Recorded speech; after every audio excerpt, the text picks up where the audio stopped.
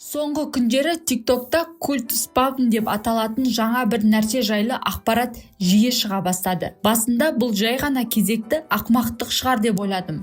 Бірақ бұл олай емес екен. TikTokта бұл құбылыс төңірегінде шынайы бір культ пайда болған. Жасөспірімдер жасына сай сенгіштігімен интернеттен кез келген нәрсеге сене беріп, бұл тақырыпты үлкен бір қастандық теориясына айналдырып жатыр. Бүгінгі шығарылымда спам культ сөзін қарастырайық. Спам деген не? Неге бұл белгі жастар арасында құрбандық шалу деген мағынаны білдіреді? Сонда олар кімді құрбандыққа шалып жатыр? Бейнероликтен алыстамай лүпіл басып арнаға тіркеліп алыңыз. Ендеше осы сұрақтарды бірге талқылайық.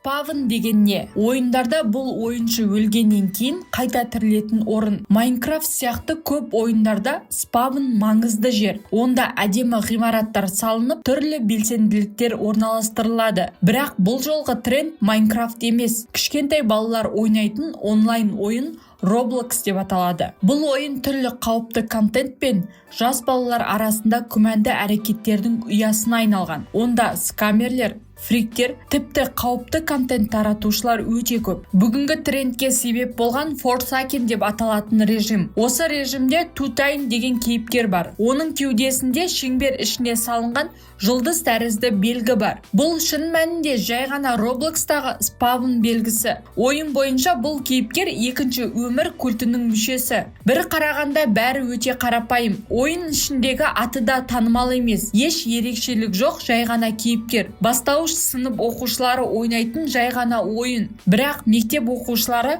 бұл кейіпкердің хикаясынан шабыт алып, оның төңірегінде спавн культі деп аталатын нағыз культ ойлап тапқан. Өз секталарының эмблемасы ретінде олар жұлдыз ішіндегі шеңбер символын таңдапты. Бұл жай ғана Roblox ойынындағы спам белгісі. Бірақ бәрі мұнымен бітпейді. Бұл культке сенушілер егер сол белгіні қолына маркермен жай ғана суреттеп қана қоймай, оны өткір құралмен қол терісіне ойып салса, өздеріне қандай да бір артықшылық пайда болады деп сенеді. Кейбір балалар бұны одан әрі асырып, өздері ойлап тапқан құрбандық шалу рәсіміне сеніп кеткен. Олар адам құрбандыққа шалынса, ата-анасы, досы, туысы немесе тіпті кездейсоқ біреу бұның орнына екінші өмір алуға дайын болады дейді. Ал жеңілдеу нұсқасы ретінде көше жануарларын құрбандық ету жеткілікті деп санайтындар да бар. Жасөспірімдер арнайы телеграм арналар ашып, сол жерде үй жануарларына қатыгездік көрсетіп жатқан видеоларын жариялап, тіпті өз ата-аналарына не жасағанын мақтанышпен жазатын болған. Бұл қоғамды қатты алаңдатып отыр. Сол себепті ата-аналар балалардың не көріп, немен айналысып жүргенін бақылап отырыңыздар. Мұндай телеграм арналар басқа әлеуметтік желілерде де таралуда.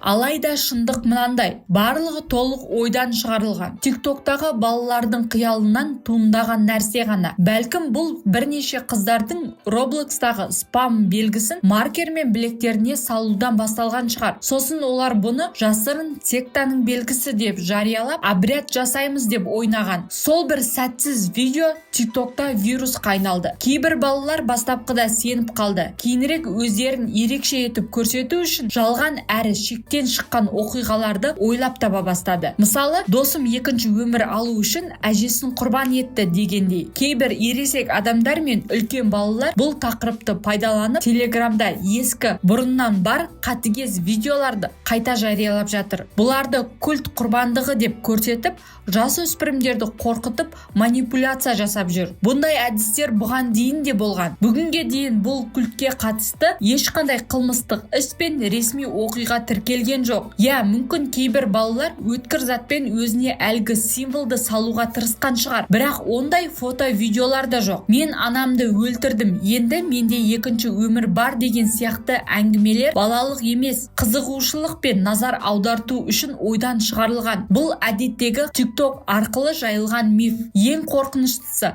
балалардың сенгіштігі. Олардың миына кез келген нәрсені салып беруге болады. Ал мұны көрген жасөспірімдер не істейді? Әрине бәріне сеніп, блогерлердің ұсынысына шабуылдай бастайды. Біріншіден, Телеграмда ондай каналдар өте көп. Олардың бәрін бірден бұғаттап тастау мүмкін емес. Біреуін жабасың, орнына 10 канал ашылады. Егер сізге немесе балаларыңызға жай ғана осындай видеолар немесе Телеграм арналарға тіркеліңіздер, сондай бір хабарламалар келсе, жай ғана сол хабарламаны өшіріп, бұғаттап тастаңыз.